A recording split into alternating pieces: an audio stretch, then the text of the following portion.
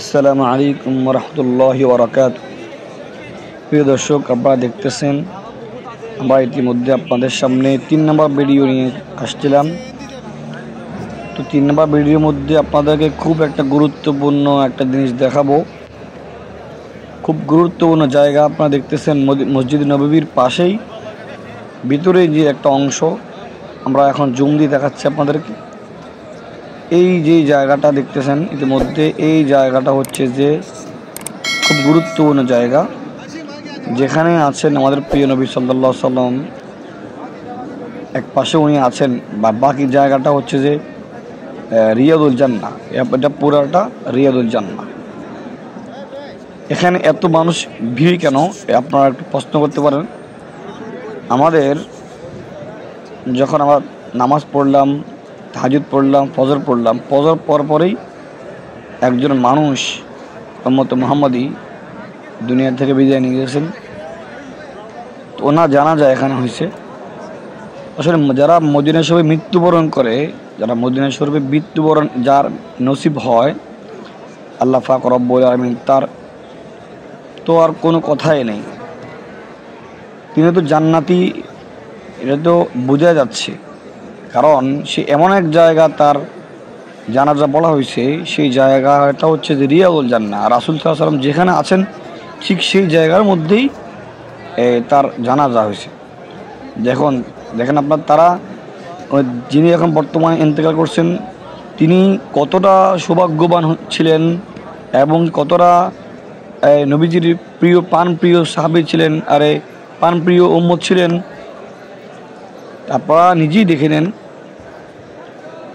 আমাদের নবী সাল্লাল্লাহু আলাইহি ওয়াসাল্লামের রওজা মোবারক সামনে দেখা যাচ্ছে, একটু একটু করে জুম দিয়ে দেখাচ্ছি।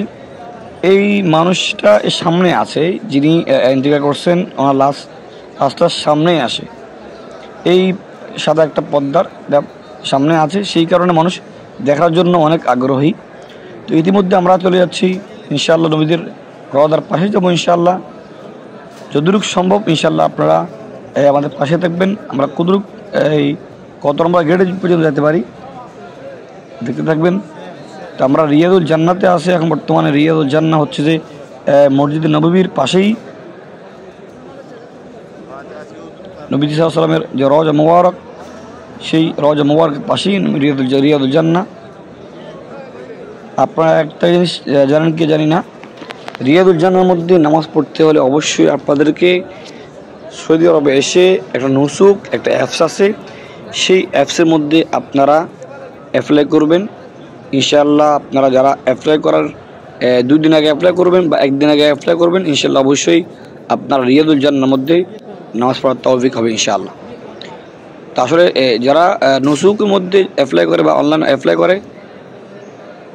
অ্যাপ্লাই করার পরেই তাদেরকে রিয়াদুল জান্নাহর মধ্যে নামাজ পড়ার সুযোগ করে দেন। তো আপনারা ইনশাআল্লাহ অবশ্যই এই জিনিসটা খেয়াল রাখবেন। রিয়াদুল জান্নাহর মধ্যে নামাজ পড়তে হলে অবশ্যই আপনাদেরকে এই নুসুকের মধ্যে অ্যাপ্লাই করা লাগবে। তো আমরা আস্তে আস্তে চলে যাচ্ছি মসজিদ নববীর যে গেট দিয়ে রাসূল পাক সাল্লাল্লাহু আলাইহি ওয়াসাল্লামের রওজা মুবারক দেখার সুযোগ হয়।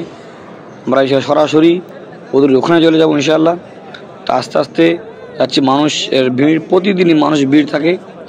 উম্মত মুহাম্মাদি সকলেই থাকে নবীদের সকলে আশা আকাঙ্ক্ষা যেন নবীদের সামনেই গিয়ে যেন সালাম দিতে পারে। এই কারণেই উম্মত মুহাম্মাদি গেট খুঁজতেছেন, কোন গেট খুলবে, কোন গেট খুলতেছে, কত নম্বর গেট খুলবে। তো আসলে কিন্তু আমরা যখন মানুষের ভিড় থাকে, তো আমরা অনেকে জানি না। আমরা এখানে 22 নম্বর গেট দিয়ে আসছি, 22 নম্বর গেট দিয়ে আমরা যাবো ইনশাআল্লাহ। এখন অনেকে বলে 8 নম্বর, অনেকে বলে 3 নম্বর, অনেকে বলে 4 নম্বর। তাই সবাই কিন্তু কনফিউজে আছে বর্তমানে। তো ইনশাআল্লাহ আমরা ইতিমধ্যে যাচ্ছি 8 নম্বর বা 22 নম্বর, যেখানেই হোক ইতিমধ্যে আবার দেখতে পারবো ইনশাআল্লাহ। সামনে দেখবেন প্রত্যেক উম্মত মুহাম্মদ যাচ্ছে এবং আমাদের নবী করিম সাল্লাল্লাহু আলাইহি ওয়াসাল্লামের রওজা মুবারক যাওয়ার জন্য সবাই কোন গেট দিয়ে খুলবে, কোন দিয়ে গেট খোলা, সেই গেট সবাই তালাশি করতেছে। এবং কি এখানে পুলিশ এবং কি যেখানে দারোয়ানরা এখানে আছেন মসজিদ নববীর প্রত্যেক চারপাশে কোন গেট দিয়ে রাসূল সাল্লাল্লাহু আলাইহি ওয়াসাল্লামের রওজা মুবারক যাওয়া যায়, সেই গেট সবাই খুঁজতেছে। ইনশাআল্লাহ আশা করি আপনারা পরে ভিডিও দেখবেন, আমরা ওখানে যাচ্ছি।